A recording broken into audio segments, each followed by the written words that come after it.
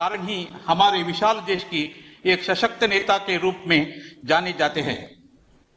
आपके अद्भुत नेतृत्व की क्षमता, राष्ट्र प्रेम एवं राष्ट्रीय व अंतर्राष्ट्रीय मामलों में मजबूत पकड़ के कारण आपकी गिनती विश्व के अग्रणी नेताओं में होती है। आप एक नई ताकत के रूप में हमारे देश को प्रगति और समृद्धि के मार्ग पर निरंतर आगे बढ़ा रहे हैं। माननीय मोदी जी, आपके अथक प्रयासों ने विश्व के अग्रणी देशों के मध्य हमारे देश का नाम गर्व से ऊंचा किया है। आपने देश को आगे ले जाने के लिए एकमात्र उद्देश्य के साथ आपके निरंतर प्रयासों के लिए हम सब हृदय की गहराइयों से आपका आभार व्यक्त करते हैं। नमस्कार। कर्नाटका के गवर्नर और मैसूर यूनिवर्सिटी के चांसलर श्री वजुभाई वाला जी, कर्नाटका के शिक्षा मंत्री डॉक्टर श्री एन अश्वत्थ नारायण जी, मैसूर विश्वविद्यालय के कुलपति प्रोफेसर जी हेमंत कुमार जी, इस कार्यक्रम में उपस्थित सभी शिक्षकगण, छात्र छात्राएं, अभिभावकगण, देवी और सज्जनों, सबसे पहले आप सभी को मैसूरू दशहरा नाड़ हब्बा की अनंत अनंत शुभकामनाएं।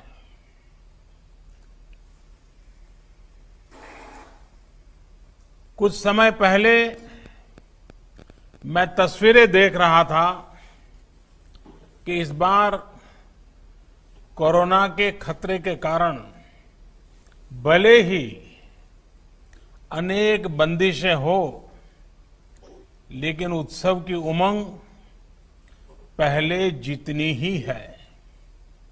हालांकि इस उमंग में कुछ दिन पहले हुई भारी बारिश ने रुकावट डालने की कोशिश की है। सभी प्रभावित परिवारों के प्रति मेरी संवेदनाएं हैं। केंद्र सरकार और कर्नाटका सरकार मिलकर राहत की हर संभव कोशिश कर रही है। साथियों, आज आपके लिए बहुत ही बड़ा दिन है। वैसे तो मेरा प्रयास रहता है कि ऐसे अवसरों पर अपने यंग फ्रेंड्स के उनसे आमने सामने फेस टू फेस मुलाकात कर सकूं और मैसूरू आने वाले मैसूर यूनिवर्सिटी के गौरवशाली विरासत 100वें दीक्षांत समारोह का हिस्सा बनने की तो बात मैं समझता हूं कुछ और ही होती, लेकिन इस बार कोरोना के कारण हम रियली नहीं, वर्चुअली जुड़ रहे हैं। ಘಟಿಕೋತ್ಸವದ ಈ ಸ್ಮರಣೀಯ ಸಮಾರಂಭದ ಸಂದರ್ಭದಲ್ಲಿ ನಿಮಗೆಲ್ಲರಿಗೂ ಅಭಿನಂದನೆಗಳು। ಇದು ಪದವಿ ಪ್ರಮಾಣ ಪತ್ರ ಪಡೆಯುತ್ತಿರುವ ಎಲ್ಲರಿಗೂ ಶುಭಾಶಯಗಳು। ಬೋಧಕ ಸಿಬ್ಬಂದಿಗೂ ಶುಭಾಶಯಗಳನ್ನು ಕೋರುತ್ತೇನೆ। साथियों, मैसूर यूनिवर्सिटी प्राचीन भारत की समृद्ध शिक्षा व्यवस्था और भविष्य के भारत के एस्पिरेशंस और कैपेबिलिटीज का एक प्रमुख केंद्र है। इस यूनिवर्सिटी ने राजर्षि नालवाड़ी कृष्णराज वडेयार और एम विश्वेश्वरैया जी के विजन और संकल्पों को साकार किया है। मेरे लिए सुखद संयोग है कि आज से ठीक 102 साल पहले आज के ही दिन राजर्षि नालवाड़ी कृष्णराज वडियार ने मैसूर यूनिवर्सिटी के पहले कॉन्वोकेशन को संबोधित किया था। तब से लेकर आज तक रत्नगर्भा प्रांगण, इस रत्नगर्भा प्रांगण ने ऐसे अनेक साथियों को ऐसे ही कार्यक्रम में दीक्षा लेते हुए देखा है जिनका राष्ट्र निर्माण में अहम योगदान रहा है। भारत रत्न डॉक्टर सर्वपल्ली राधाकृष्णन जी जैसे अनेक महान व्यक्तित्वों ने इस शिक्षा संस्थान में अनेकों विद्यार्थियों को नई प्रेरणा दी है। ऐसे में आप सभी पर, आपके परिवार के साथ साथ हम सभी का विश्वास भी अधिक है और साथ साथ उम्मीदें भी अधिक है। आज आपकी यूनिवर्सिटी, आपके प्रोफेसर्स, टीचर्स आपको डिग्री के साथ साथ देश और समाज के प्रति आपकी जिम्मेदारी भी सौंप रहे हैं। साथियों, हमारे यहां शिक्षा और दीक्षा युवा जीवन के दो अहम पड़ाव माने जाते हैं। ये हजारों वर्षों से हमारे यहां एक परंपरा रही है। जब हम दीक्षा की बात करते हैं तो ये सिर्फ डिग्री प्राप्त करने का ही अवसर नहीं है। आज का ये दिन जीवन के अगले पड़ाव के लिए नए संकल्प लेने की प्रेरणा देता है। अब आप एक फॉर्मल यूनिवर्सिटी कैंपस से निकलकर रियल लाइफ यूनिवर्सिटी के विराट कैंपस में जा रहे हैं। एक ऐसा कैंपस होगा जहां जो नॉलेज आपने हासिल की है उसकी एप्लीकेबिलिटी काम आएगी। साथियों, महान कन्नड़ लेखक और विचारक गोरूरु रामस्वामी अयंगर जी ने कहा है, शिक्षणवे जीवनद बेलकु, यानी एजुकेशन जीवन के मुश्किल रास्तों में रोशनी दिखाने वाला माध्यम है। आज हमारा देश जब परिवर्तन के एक बड़े दौर से गुजर रहा है तब उनकी ये बात बहुत ज्यादा प्रासंगिक है। बीते 5-6 साल ये निरंतर प्रयास हुआ है कि हमारी शिक्षा, भारत का एजुकेशन सिस्टम छात्रों को 21वीं सदी की आवश्यकताओं के बीच आगे बढ़ने में भी और मदद करें। विशेष तौर पर हायर एजुकेशन में इंफ्रास्ट्रक्चर के निर्माण से लेकर स्ट्रक्चरल रिफॉर्म्स पर बहुत ज्यादा फोकस किया गया है। भारत को हायर एजुकेशन का ग्लोबल हब बनाने के लिए हमारे युवाओं को कॉम्पिटिटिव बनाने के लिए क्वालिटेटिव और क्वांटिटेटिव हर स्तर पर कोशिश की जा रही है। साथियों, आजादी के इतने वर्षों के बाद भी साल 2014 से पहले तक देश में 16 आईआईटीज थी। बीते 6 साल में औसतन हर साल एक नई आईआईटी खोली। करीब 6 दशक तक देश में सिर्फ 7 एम्स देश में सेवाएं दे रहे थे।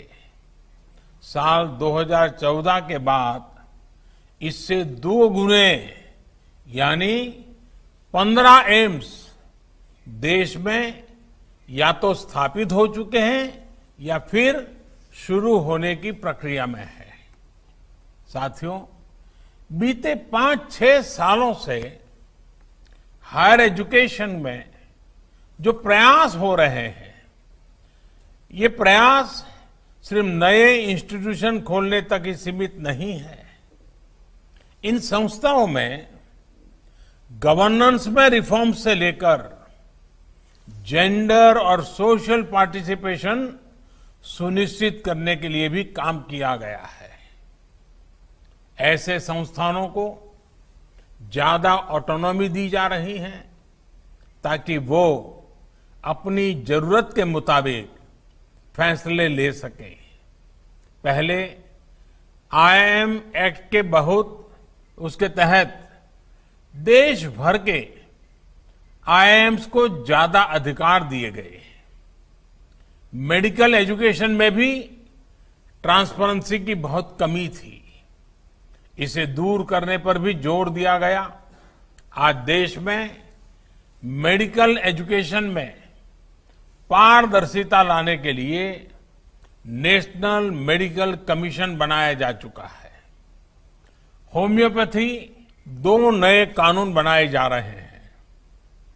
मेडिकल एजुकेशन में हो रहे रिफॉर्म से देश के युवाओं को मेडिकल की पढ़ाई के लिए ज्यादा सीटें मिलनी सुनिश्चित हो रही है। साथियों, राजर्षि नालवाड़ी कृष्णराज वडियार जी, उन्होंने अपने पहले कॉन्वोकेशन संबोधन में कहा था, अच्छा होता मैं अपने सामने एक नहीं 10 लेडी ग्रेजुएट्स देख पाता। मैं अपने सामने आज अनेक बेटियों को देख रहा हूं जिन्हें आज डिग्रियां मिल रही हैं। मुझे बताया गया है कि आज यहां डिग्री लेने वाले विद्यार्थियों में बेटियों की संख्या बेटों से ज्यादा है। ये बदलते हुए भारत की एक और पहचान है। आज शिक्षा के हर स्तर पर देश में बेटियों का ग्रॉस एनरोलमेंट रेशियो बेटों से ज्यादा है। हायर एजुकेशन में भी इनोवेशन और टेक्नोलॉजी से जुड़ी पढ़ाई में भी बेटियों की भागीदारी बढ़ी है। 4 साल पहले देश की आईआईटी में बेटियों का एनरोलमेंट जहां सिर्फ 8% था, वो इस वर्ष बढ़कर 2 गुने से भी ज्यादा यानी 20% तक पहुंच चुका है। साथियों, एजुकेशन सेक्टर में ये जितने भी रिफॉर्म्स हुए हैं, उनको नई नेशनल एजुकेशन पॉलिसी नई दिशा, नई मजबूती देने वाली है। National education policy pre nursery से लेकर पीएचडी तक देश के पूरे एजुकेशन सेटअप में फंडामेंटल चेंजेस लाने वाला एक बहुत बड़ा अभियान है। हमारे देश के सामर्थ्यवान युवाओं को और ज्यादा कॉम्पिटिटिव बनाने के लिए मल्टी डायमेंशनल अप्रोच पर फोकस किया जा रहा है। कोशिश ये है कि हमारे युवा तेजी से बदलते नेचर ऑफ जॉब्स के लिए फ्लेक्सिबल हो, एडॉप्टेबल हो। स्किलिंग, रीस्किलिंग और अपस्किलिंग आज की सबसे बड़ी जरूरत है। नेशनल एजुकेशन पॉलिसी में इसका भी बहुत ध्यान दिया गया है। साथियों, मुझे खुशी है कि मैसूरू यूनिवर्सिटी ने इस पॉलिसी को लागू करने के लिए प्रतिबद्धता दिखाई है, तेजी दिखाई है। मुझे लगता है कि एनईपी के आधार पर आप मल्टी डिसिप्लिन प्रोग्राम शुरू कर रहे हैं। अब जहां तक आपके सपनों और सामर्थ्य का विस्तार हो, उसके मुताबिक आप विषयों का चयन कर सकते हैं। इसमें आप ग्लोबल टेक्नोलॉजी और लोकल कल्चर साथ साथ पढ़ सकते हैं। उस टेक्नोलॉजी का इस्तेमाल आप लोकल चीजों को बढ़ाने में कर सकते हैं। साथियों, हमारे देश में ये जो चौतरफा रिफॉर्म्स हो रहे हैं, उतने पहले कभी नहीं हुए। पहले कुछ फैसले होते भी थे तो वो किसी एक सेक्टर में होते थे और दूसरे सेक्टर छूट जाते थे। बीते 6 सालों में मल्टीपल रिफॉर्म्स हुए हैं, मल्टीपल सेक्टर्स में रिफॉर्म हुए हैं। अगर एनईपी देश के एजुकेशन सेक्टर का फ्यूचर सुनिश्चित कर रही है, तो ये आप जैसे युवा साथियों को भी एम्पावर कर रही है। अगर खेती से जुड़े रिफॉर्म्स किसानों को सशक्त कर रहे हैं, तो लेबर रिफॉर्म्स लेबर और इंडस्ट्री दोनों को ग्रोथ, सिक्योरिटी और ट्रस्ट दे रहे हैं। डायरेक्ट बेनिफिट ट्रांसफर, इससे हमारा जहां हमारे पब्लिक डिस्ट्रीब्यूशन सिस्टम में सुधार आया है, तो वहीं रेरा से हमारे होम बायर्स को सुरक्षा मिली है। देश को टैक्स के जाल से मुक्ति दिलाने के लिए अगर जीएसटी लाया गया, तो टैक्स पेयर को परेशानी से बचाने के लिए फेसलेस असेसमेंट की सुविधा हाल ही में शुरू की गई है। इंसॉल्वेंसी बैंक्रप्सी कोड, इससे जहां पहली बार इंसॉल्वेंसी के लिए एक लीगल फ्रेमवर्क बना, तो एफडीआई रिफॉर्म से हमारे यहां इन्वेस्टमेंट बढ़ रहा है। साथियों, आपने बीते 6-7 महीने में ये देखा होगा कि रिफॉर्म्स की गति और दायरा दोनों बढ़ रहा है। खेती हो, स्पेस हो, डिफेंस हो, एविएशन हो, लेबर हो, ऐसे हर सेक्टर में ग्रोथ के लिए जरूरी बदलाव किए जा रहे हैं। अब सवाल ये है कि आखिर ये किया क्यों जा रहा है? ये आप जैसे करोड़ों युवाओं के लिए ही किया जा रहा है। इस दशक को भारत का दशक बनाने के लिए किया जा रहा है। ये दशक भारत का तभी होगा जब हम आज अपनी फाउंडेशन को मजबूत रखेंगे। युवा भारत के जीवन में ये दशक बहुत बड़ा मौका लेकर आया है। साथियों, देश के बेहतरीन एजुकेशन इंस्टीट्यूट में से एक होने के नाते मैसूर यूनिवर्सिटी को भी हर नई स्थिति के हिसाब से इनोवेट करना होगा। पूर्व कुलपति महान कवि साहित्यकार कुवेम्पू जी ने यूनिवर्सिटी के मेन कैंपस को मान संगोत्री यानी मन का शाश्वत प्रवाह का जो नाम दिया था, उससे आपको निरंतर प्रेरणा प्राप्त करनी है। आपको incubation centres, technology development centres, industry academy linkage और इंटर डिसिप्लिनरी रिसर्च जैसे विषयों पर और ज्यादा फोकस करना होगा। यूनिवर्सिटी से ये भी अपेक्षा है कि वो कंटेम्पररी और ग्लोबल इश्यूज के साथ साथ